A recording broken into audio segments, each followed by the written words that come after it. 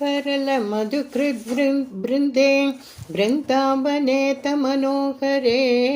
पशुपशिशुभिसाकं वत्सानुपालनलोलुपः हलधरसको देव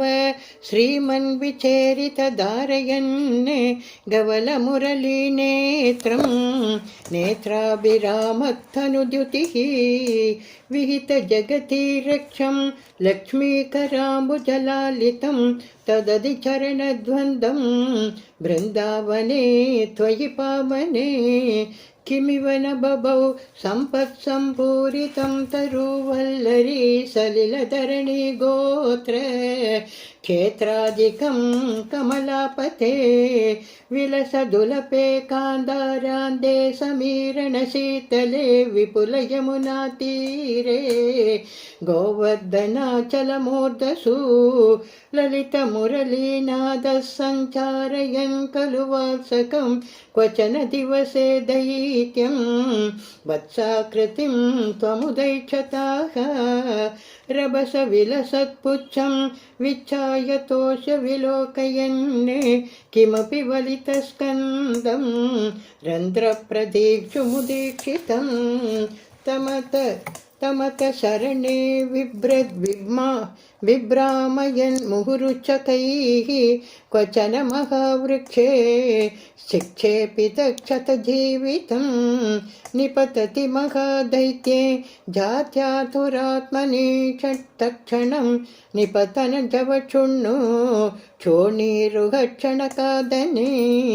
दिवि परिमिलद्बृन्दाः बृन्दारका कुसुमोत्करैः शिरसि भवतो हर्षादे वर्षन्ति नाम तदाहरे सुरभिलतमामूर्ध्यन् ऊर्ध्वं कुतः कुसुमावली निपतति तवेत्युक्तः बालैः सहेलमुदैरयः झटिति तनुजक्षेपेणोद्धवं गस्तस्तरुमण्डलात् कुसुमविकरसुत्सोऽयं नूनं शमेतिरनैरिति क्वचन दिवसे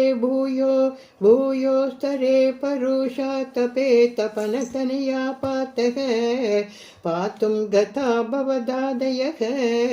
चलितगरुतं प्रेक्षामार्भकं खलु विस्मृतं क्षितिगररुच्यते कैलासशैलमिवापरं पिबदि सलिलं गोपव्राते भवन्तमभिधृतः सगिलनिगिलन्नग्निप्रख्यं पुनर्धृतमुदवमन्ये दलयितुमगात्रोट्या कोट्या तदाशु भवान् विभो कलजनभिदा चञ्चु प्रगृह्य ददारथं सपति सहजां सन्दृष्टुं वामृतां खलु पूतनाम् अनुजमगमभ्यग्रे गत्वा प्रतीक्षितुमेव वा शमननिलयं याते तस्मिन् बके सुमनो गणे किरति सुमनो वृन्दं बृन्दावनाद्गृहमय्यताः ललितमुरलीनादं दूरानि शम्य वधूजनैः त्वरितमुपगम्याराधे आरूढमोदमुदीक्षितः जनितजननी नन्दानन्दः समीरणमन्दिर प्रतितवसरे शौरे दूरी गुरुष्व ममामयाने सर्वत्र गोविन्दनाम संकीर्तनं गोविन्द गोविन्द।